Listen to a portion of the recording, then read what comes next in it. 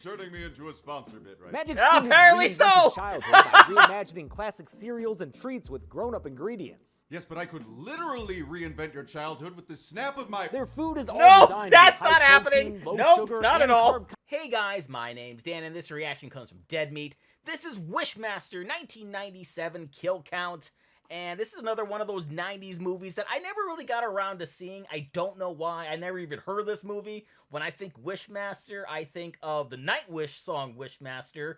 That's, I never in a million years did I ever see this being a movie. And it's a shame, too, because there's so much horror royalty within this movie. I mean, we got the guy who played Freddy in Robert Englund. We got Kane Hodder, who played Jason. Then we have Tony Todd, who played the Candyman. And then, of course, the behind-the-scenes stuff with Greg Nicotero, of course, with his involvement in The Walking Dead.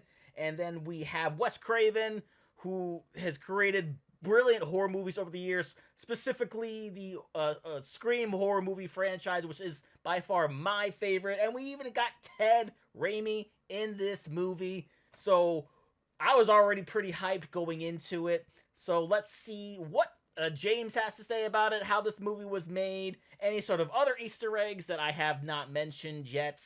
And we'll see what he thinks about the movie. And at the very end, of course, as I always do, I will let you guys know how I feel about it. But before we get into it, though, please check all those links I have for you down in the description below. More specifically, the Dead Meat link if you haven't already. It's a great way to support the entire Dead Meat team. And a great and easy way to support me is to go right below this video and click all those buttons down there. Because I let you see future reactions that I do, but also helps my channel to grow. And without any further ado, let's go. Welcome to the Kill Count, where we tally up Ooh, the love victims the in all our suit. favorite horror movies and show you how they were made. I'm James A. Janice, and today we're looking at Wishmaster, released in 1997. I've wanted to cover Wishmaster ever since I started this channel. Hell, we did it on the podcast so early, it was back when it was audio only. Wow. Wishmaster is a criminally underappreciated horror movie, even though it spawned 3 sequels. Though, as is common, each had diminishing returns. Wishmaster probably failed to make a splash because of when it was released. This is a fantastical love letter to 80s horror that came out after Scream had changed things to be meta and modern. With its mysticism and magic, Wishmaster was instantly out of date, too similar to genre fare from the late 80s and early 90s. But this movie deserves more fans. It's got so much going for it! There are not 1, but 2 extended sequences with special effects and kills galore. No surprise, since it was directed by Robert Kurtzman, the special effects artist who provided the K in K&B Effects. They're probably the most reoccurring makeup company on the kill count. Oh, everything. It's also got a crap ton of cameos from horror legends and character actors. Almost a decade before Hatchet, this movie put Fred Krueger, Jason Voorhees, and Candyman in the same film. Sure It did. became like kind of,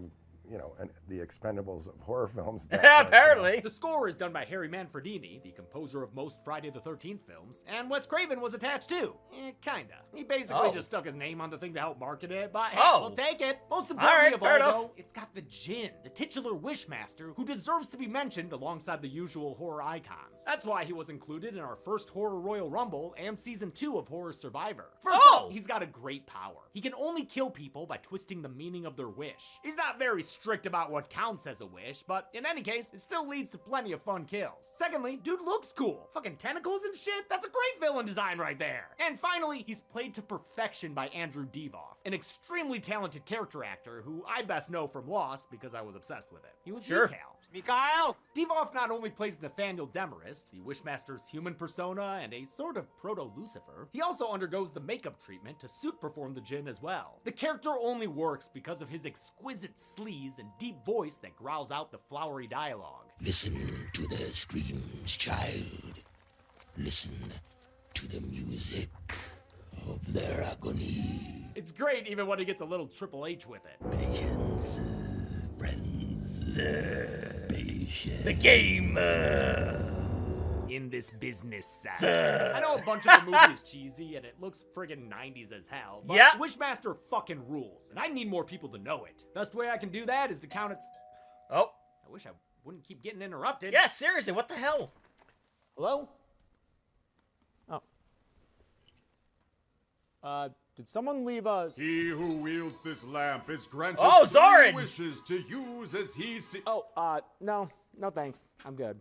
Wait, What? Yeah, I just feel like genie magic is famously unreliable. And besides, I already have magic in my life thanks to today's sponsor, Magic Spoon. But I'm an all-powerful, next-dimensional being! Are you really turning me into a sponsor bit right Magic Yeah, Spoon apparently has so. reinvented childhood by reimagining classic cereals and treats with grown-up ingredients. Yes, but I could literally reinvent your childhood with the snap of my... Their food is all No, designed that's to be not high happening. protein, low Nope, sugar, not and at all. carb conscious, so you can feel good while you're eating. Nice Whether shirt. it's cereal or their all-new treats, which are inspired by crispy treats we loved as kids, but now with 11 to 12 grams of protein and only 1 gram of sugar across a variety of flavors. That's But helpful. you could just wish to eat whatever you want with no consequences. I could do... I said no. No! Take me off your list, please. Thank you. Bye. Never gonna hit my quota. Don't gamble on the genie. Use code DeadMeatJames or click the link in the description to try Magic Spoon today and get $5 off. Plus, Magic Spoon is backed with a 100% happiness guarantee. So if you're not satisfied, they'll refund you, no questions asked. If you're like me and have been waiting for this movie to be on the kill count, I'm glad I can finally fulfill your wish. Oh, I see what you did there. The movie begins with narration by Angus Scrimm, who played the tall man in Phantasm, another early podcast episode. He says that Jinn lived between heaven and earth, and if one grants 3 wishes, it'll take over the world. In other words, Fear the Jinn. the king of Persia in the 12th century didn't fear the Jinn. He wished to see wonders, resulting in Middle Eastern mayhem and a kill to kick things off when a dude gets turned into a wall. Some people fall down, Nice get little Star Wars disfigured, reference. or endure cases of bloody mouth. But the next kill out count is this Crypt TV looking lady, cause looks like she can't breathe no more. No, I'll also count she this cannot. guy getting xenomorph, but not the lady whose arm is big. Oh! Check it out with hydrogen peroxide, you're good to Yikes. go. One Yep. featured player begs for help, only to fall to the ground and experience a body-wide rendering of his skin. It's incredible the way he rips apart at seams that the aren't skeleton there, just comes and turns out. into a bastard skelly straight out of a Mortal Kombat fatality. I won't count the dude he rides around on, because we don't see him get killed, nor will I count this lizard man, because, hey, maybe he can find a way to live a happy life. God damn, maybe. these effects rule. The Jinn nearly has the king wishing for his people to be okay, but that'd be his 3rd wish and lead to Jinn World. New wonders, majesty. New splendors. Wizard guy shuts this shit down, pulling out a red fire opal and reciting a spell. After a couple of nib Sugaroth Bahims, the Jinn gets locked inside his little ruby jail. In present-day America, rich art collector Raymond Beaumont waits for his latest piece to arrive, a statue of the Zoroastrian god Ahura Mazda. The crane operator Mickey Torelli is drunk, and he accidentally drops the crate on Beaumont's douchey assistant Ed Finley, killing him instantly. Beaumont's more upset about his broken statue, but I'm sad Finley's gone. He was played by Michigan's own Ted Raimi. Hell yeah! That most recently seen in the supermassive video game The Quarry. Meanwhile, Torelli is played by the late Joseph Pilato, who played Captain Rhodes in Day of the Dead. Oh, yeah! The ruby is found and pocketed by another dude on the More dock. horror And eventually it royalty. winds up with a pawn shop owner who takes it to an auctioneer place. There, it's appraised by Alex, who can tell it's something special, but also that it's not a perfect gem. What is that schmutz in there? Huh, either dirt or something evil. To figure out the deal, she takes it to her friend Josh, who's, I don't know, a scientist? He's also, and there's no other way to say it, a simp getting friend-zoned hard. You are my best friend. Do you know how hard a friend is to find? I mean, dude's game gets major league blocked. How about dinner and a movie? How about hot dogs and a ball game? Yeah, I'll give you a hot dog and ball game. Oh, She damn! still agrees to look into the gem while Alex leaves to coach her girls' basketball team. Wishmaster, what are your characters? I Josh don't boots on his know. computer and shoots the gem with frickin' laser beams, which I guess is enough to free Wishmaster from his prison, since Alex is hearing him in her head now. Not sure why. The gem blows up, injuring Josh and freeing a widow Wishmaster baby. This larval Jinn is played by the late Vern Troyer, best known as Mini-Me, who does a great job in all that heavy makeup. Sure D-Dog does. still provides the voice. Tell me you want the pain to cease. Josh just replies yes to that, and we'll count it as a wish, I guess, since he's killed in a nebulous, magical way that leaves him screaming on the floor as Alex suffers psychic turmoil. His death leads Wishmaster to transform in a sequence that feels very Hellraiser, what with the bone sticks and flesh goop and what have you. When he's done, he's no longer Kid Boo, he's Super Boo. He takes Super his broken Boo! Ruby and leaves long before the police and Alex arrive to cry over Josh's dead body. Womp womp. The Jinn hits the streets next, flagging down a homeless guy, played by professional homeless guy George Buck Flower. Flower was in a bunch of Carpenter flicks and other horror movies, but the only time we've seen him on the kill count was in Tammy and the T-Rex. Weird. The Jinn overheard this feller arguing with a pharmacist who was also played by a horror vet. Reggie Bannister of the Phantasm franchise. Oh, whose gun-toting yeah! Ice Cream Man was a contender in the Horror Royal Rumble. Bannister was also in Silent Night, Deadly Night 4. There's no love lost between the pharmacist and the homeless guy. I hope you die, and I hope you float down the gutter so I can fucking piss on you. Ha! Tell us how you really feel. Yeah, seriously. Bald-headed baboon, piss-complected afterbirth of a Chinese gangbanger. Yeesh. Okay, man, damn. Yeah, The Djinn seriously. offers to make this guy's dreams come true for the low, low price of his soul. He agrees and makes his wish. Hey, should only get cancer. Should only get cancer and die. As you wish. Just like that, Reggie's breaking bottles, which upsets not only Alex telepathically, but also, wait, Tom Savini? Sure, yeah. The Yeah, why pharmacist not? withers away into a mucousy mess. Not sure what kind of cancer Wishmaster gave him, but given the language of the wish, I'm sure he gets some latitude there. The homeless guy runs away scared, missing out on absolutely peak Wishmaster. Run, insect. Run and tell those you will what you will, but tell them quickly. While you still have a soul. Awesome lines. Then the motherfucker smokes a cigarette? God, the Djinn rules. Alex is also smoking a cigarette. Even for the time it was made, I feel like this movie has a ton of smoking. Places like Mad Men up in here. Alex tells her sister Shannon that she feels guilty about friend-zoning Josh before he died. No, we weren't as close as he wanted, and now it's just too...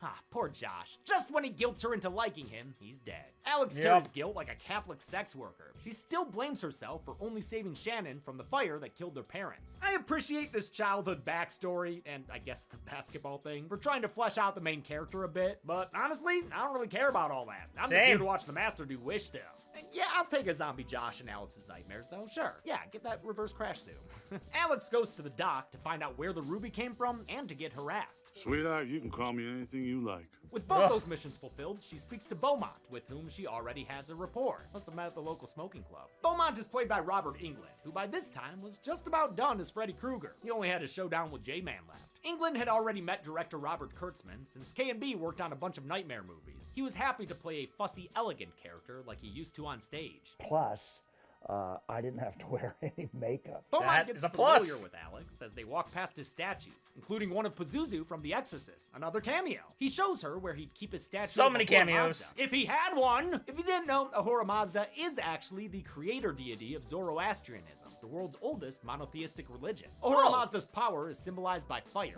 which is also associated with purity. In this movie, fire is tied to the Djinn, which Beaumont says is essentially the evil shadow of Ahura Mazda. Wishmaster was written by Peter Atkins, the delightful British screenwriter who wrote Hellraisers 2, 3, and 4. This script was a real work for hire. A development company asked him to write a horror movie about a genie. He thought it was a dumb idea, but said yes. He did a little research about Djinn and then kinda wrote whatever. I came up with some bullshit. It's great bullshit. Wishmaster takes his mangy, smelly ass to the School of Medicine, but he ain't here to audit a class. He's here to get a brand new face. And lucky for him, this handsome feller's lying around. Great, now he won't have to look like, this. Kurtzman worked with storyboard artists to design the Djinn's look. It took makeup artists Garrett Amell and Gino Crognali 3 to 4 hours to get Devoff into makeup. The face alone had a dozen different pieces, each articulated so he could be expressive. Whatever he does underneath the makeup has to be multiplied, 10 times. Between the makeup, his majestic armor, designed by Karen Wagner, and the motor controlling the tentacles on his head, Devoff was carrying around 45 extra pounds all day on set. Couldn't have been too pleasant an experience. No. The Djinn's true form is too scary for this med student who finds him, so Wishmaster easily tricks him into wishing he wasn't seeing it. The Djinn finishes ripping face and prepares to join the Sawyers at the chili cook-off. Oh wait, never mind. That face has been fully grafted. Look at that handsome mug. It's enough to make Alex scream. A lot. Now going by Nathaniel Demarest, the Djinn takes his new skin out on the town. He suits up, matching his baby blues, and nabs a soul at the checkout when he makes a goo-goo-eyed saleswoman wish that she never got old and ugly. He kind of forces it on her, though. Does it bother you, knowing that your beauty will fade? Yeah, I that felt your looking glass super will day by day forced, till you alone, to me anyway. Unhappy story. That's life, right? Yes, but like, really, wouldn't it be cool if you wished to be beautiful forever? When he grants the wish, he turns her into a mannequin, Kim Cattrall style. Andrew Devoff said this was the most challenging scene for him to play. He was comfortable in the makeup and doing evil action-y stuff, but he never thought himself a debonair noir guy and had to overcome a lack of confidence. I have this sort of, face that looks like it was chiseled out with a kind of a dull chisel. Oh, come on, man. Don't sell yourself short. You've got tons of, what do the kids call it? Rizza. I've met him a few times, and he seems like the sweetest guy. He even made and wears a Wishmaster ring to show his love and appreciation. Oh, that's dope. I love that. The Djinn goes to the police station and talks to Lieutenant Nathanson, played by Rico Ross, who was Frost in Aliens. Demarest gets lucky when the cop starts cursing a murderer who keeps avoiding conviction. Just want something like it to be easy. I'd like to nail that prick dead to rights. Murder one. Everybody's denying witness. Well, Princess Buttercup, as you wish. The Djinn causes this guy to shoot up the police station in an actually pretty unsettling way, especially when he rips a dude's jaw off his face. Holy shit! After that trio of murders, the guy is shot to pieces by cops who don't give a damn about Crossfire. Still, Nathanson gets his wish, dead to rights. Amidst all the chaos, Demarest finds out where he can find Alexandra. I love how this millennia-old demon still has to do shit like steal business cards. I mean it, too. The limitations on his powers makes him a lot of fun. Beaumont tells Alex to visit a folklore professor named Wendy Derleth. I like her. I like you. Oh, we all like each other, I guess. Okay. Derleth dishes out Wishmaster lore, saying the Djinn ain't like the genies of pop culture. Forget Barbara Eden. Forget Robin Williams. Forget the Fresh Prince. Forget Dan Castellaneta. I won't ask you to forget James Monroe Iglehart, though, because No. you can't. Wendy warns Alex about how dangerous the Djinn are while providing backstory, an expositional scene that only works because of actress Jenny O'Hara. But one issue with this movie, and it gets worse in the sequels, is how much it loves to talk about Djinn backstory. Almost as much as it loves smoking cigarettes. Nathaniel goes to Alex's place of work, where he's stopped by security guard Kane Hodder, record-holding J-Man actor. Just like Robert Englund, he was grateful to play a character out of makeup. My acting was okay. It wasn't great, but it wasn't embarrassing. Regardless of acting acumen, this is a great scene. Wishmaster is constrained by his rules and has to walk away when the guard says he wants him to leave. No. I have to get inside. But then the guard fucks up and says he'd like to see the Djinn go through him. Yeah, cause like that part where he started to walk away and just, I don't know if it was just like the limitations of his powers or whatever, but it felt, I don't know, it kind of felt a little weird and kind of awkward. The way to see him walk away from just a basic conversation. I don't know. One, as you wish. Later, the guard turns into sugarcane glass, which Nathaniel Demarest simply walks through. Then he cracks and shatters. Fuck yeah. Wishmaster uses a combination of practical and digital effects. They dropped a crate on a fake Ted Raimi, ripped a bloody prosthetic jaw off a dummy, and had a real painted glass door of Kane Hodder, which they actually shattered. A lot of the digital effects involved morphing techniques. They were supervised by the late Tom Ranoni, who worked on Bride of Reanimator and a couple Silent Night Deadly Nights. I'm sad to hear he passed. I mean, look at this motherfucker. He's doing featurettes with a scotch and a goddamn cigar. I love it. The smoking hot smoking Djinn approaches Alex's boss Nick Merritt. They take turns smugging and smogging it up before the Djinn impresses Nick with a valuable magic trick. Nick agrees to sell Alex out for a wish of $1 million.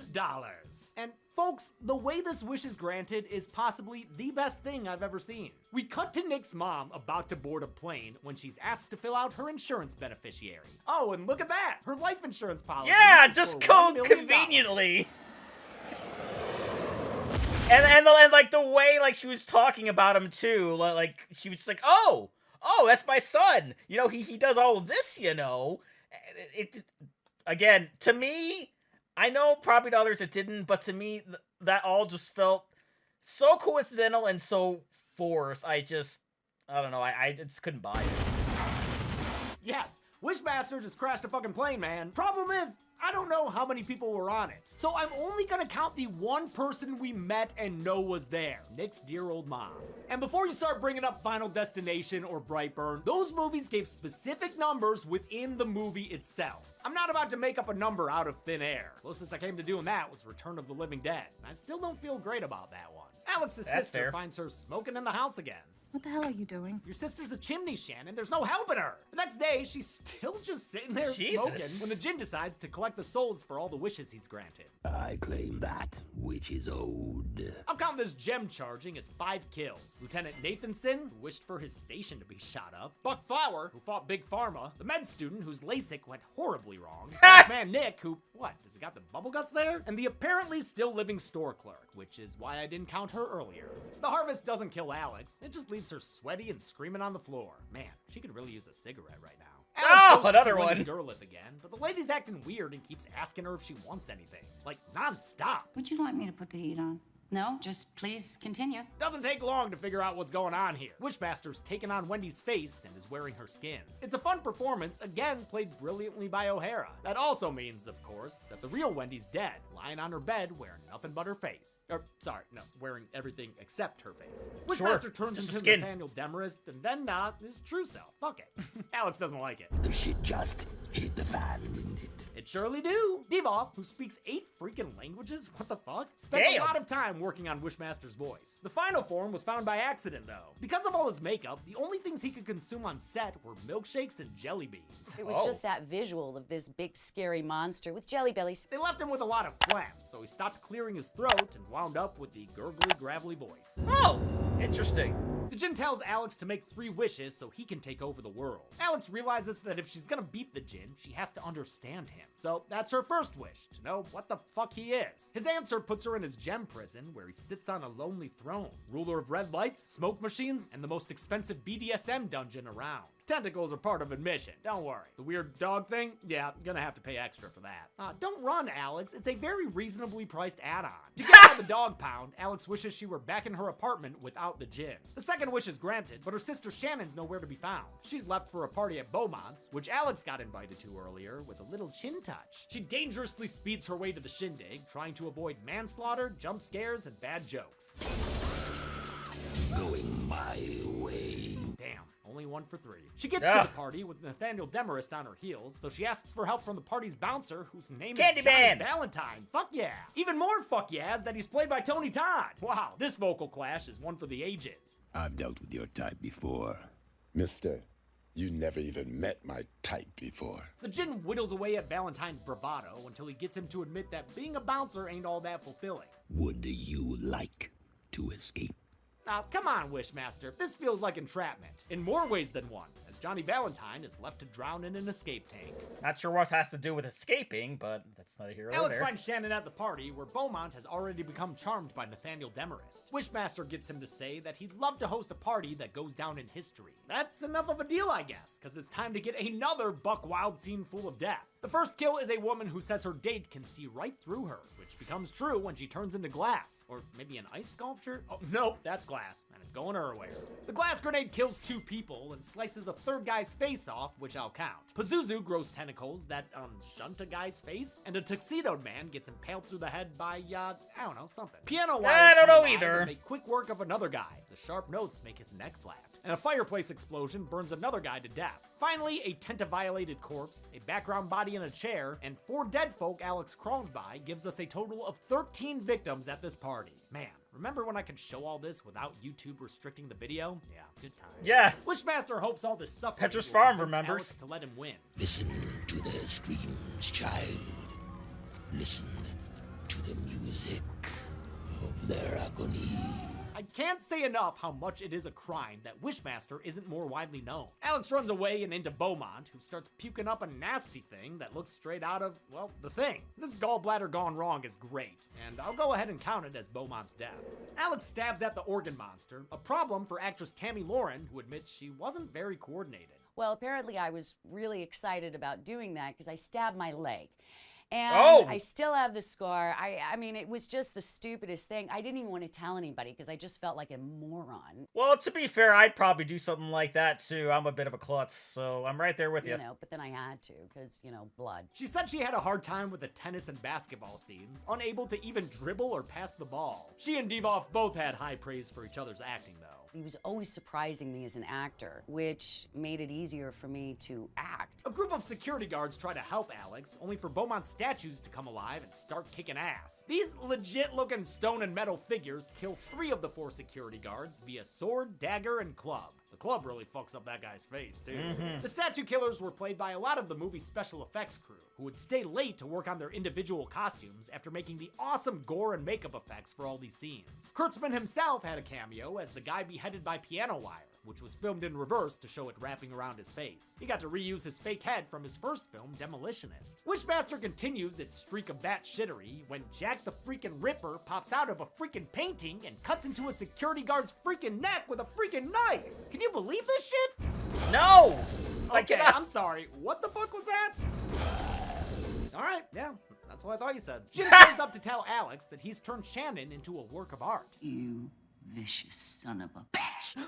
Did I just find the SOB companion to the Pieces Bastard? I guess so. I mean, at the very least, she's George C. Scotting it up. Son of a bitch! The Jin tells Alex she has to make her final wish if she wants to save Shannon from this callback death and get them all out of this pool of jello. Hot jello, the most delicious kind. Alex thinks about it and wishes that Mickey Torelli hadn't been drinking on the job 2 days ago. That means the statue wouldn't have fallen and broken, which means the Jin would still be in the gem. Little Jin gem. I didn't realize wishes could, like, change the fabric of time, but the wish works, sucking the Jin out of existence. Apparently in a so. horrifying visual, dear God. All the while, his little statue guys blow up in an effect that caused a near disaster on set. Because there were multiple charges, by the time the last one went off, it wound up spewing flaming foam all over the room. Yikes. It melted 2 cameras and temporarily trapped the crew in a room filling up with toxic Oh my god! That's insane! Damn, dude! We're back in the past, I guess, on the dock 2 days ago, where the statue once crashed into pieces. Ted Raimi yells at Captain Rhodes again, but since that drink of Mickey's ain't got no kicky, he handles the crane game like a champ and Beaumont gets his statue. Yay. Josh is alive again too. Wait, does this mean that none of the kills actually counted? Oh. Whoa! Whoa! Fuck it, I'm not redoing the whole episode. Anyway, Fair. everyone's happy and alive. Wait, Alex, what are you doing down there? You guys are at work! Well, it ain't quite what it looks like, but she has rezoned this friendship, even though these two have, like, negative chemistry. The movie ends with a little wink and a trap inside the Ahura Mazda statue, where Wishmaster's a pissy pants prisoner. How many kills did the Jin manage to gin up? Let's find out and get to the numbers. Wow, shit. What? Wish I had a good to the numbers bit. Okay. Oh no! I think it's happening. No! It's happening! How many kills did the Jin manage to gin up? Let's find out and get to the numbers. I wish I had a good to the numbers bit. Wait, that was it? That was it? I wish I had one was the bit? Oh! Stupid fucking Wishmaster. Oh my god. I counted 39 kills in Wishmaster, with the victims consisting of 32 men and 7 women. Pretty blue pie chart there. Maybe Wishmaster didn't want to be reminded of his red gem jail. We've only counted 39 kills once before on this show, on Social Media Masochist, which had twice as many female kills. And with a runtime of 90 minutes, Wishmaster had a kill on average every 2.31 minutes. I'll give the golden chainsaw for coolest kill to an old arch nemesis of mine. The bastard Skelly, who rips himself out of that one dude's body. It's a good one. I can't stand these bony fucks, but this one made a hell of an entrance. The almost ready for lamest kill goes to the security guard who got sliced by a stone samurai. Way too tame a kill amidst all this chaos. And that's it. Wishmaster came out in 1997 and did okay at the box office, but really found its stride on home video. It'd be great to look at the sequel, so give this video some love if you want to see them too. Until next time, I'm James A. Janice. This has been the Kill Count. Next Kill Count. Oh, more VHS! Hello, we're the team at Dead Meat Video. Back with another kill count recommendation? How many of these things are I there? don't know! And this week, it's VHS 99. 99! Oh, Brooklyn First follows a Nine-Nine. group of Like horny that. Teenage peeping toms. Oh. Their latest target is the new girl next door, but when they take things too far, they find out she's a stone cold killer. Whoa. Whoa. Ozzy's Dungeon is a knockoff Nickelodeon game show with a couple of safety issues. That's what makes Ozzy's Dungeon Oh. dungeony. But after I a like that. life-altering injury, one family has the guts to double dare the host to play the game. Double dare! Just get it all up in this pie hole. Okay. Setting follows an amateur punk band filming a web series in a haunted music venue. Wait, seriously? Yep, so it's time to find out what happens when these punks stop being polite and Start getting real. Yeah, that is. Freaking real world. Suicide Bid sees a college freshman take part in a dangerous hazing ritual. Poor baby. Poor Lily. Her supposed sisters leave her high and dry, or in this case, low and wet. But hey, at least there aren't any spiders. What the fuck? Oh, damn. Never mind. Oh, boy. To Hell and Back is about two best buds who go to hell and can't get back. At least not without the help of moaning Mabel here. So Will they be able to save their souls? Or No. can they Y2 kiss their asses goodbye? Ah! I almost stepped right into that huge trap. Ah! This week, bring in the new millennium. And make a resolution to watch VHS 99. Then on Friday, put all your Y2K fears to rest by watching the kill count Only on Dead Meat. Oh, wait. The kill count trailer cannot continue because the date and time 1/1/1998 correct. Power. Oh, I love that. VHS. Oh, that is wonderful. So, about this movie. The effects were amazing. I loved all the cameos, even the ones I didn't notice. But this movie, to me anyway, definitely showed its age. A lot of the lines were super cheesy. The acting kind of felt awkward at times. I was a fan of Wishmaster, but again, those fairly specific rules that he has makes some conversations really awkward, and he has to sometimes do these mental gymnastics in order to steer the conversation in the right way. I mean, I don't know how, like, the second or third movie or how many of these movies are gonna go, but this I don't know, this it just I did get more appreciation of it by seeing more about how it was made, about how some of these things came together. And again, the makeup, the effects, some of the kills were really awesome, but I just couldn't get over the acting. I hate to admit this, but I kind of fast forward a little bit for the last, I don't know, like 20 minutes of the movie, because it was just, I had a real hard time getting through it, to say the least. And I hope I'm not alone in that. I hope that there were others who thought the same way that I did. Fortunately, I don't agree with James in this one. I did not enjoy this movie as much as he did, anywhere near as much as he did. But hopefully the second and third will be better for me.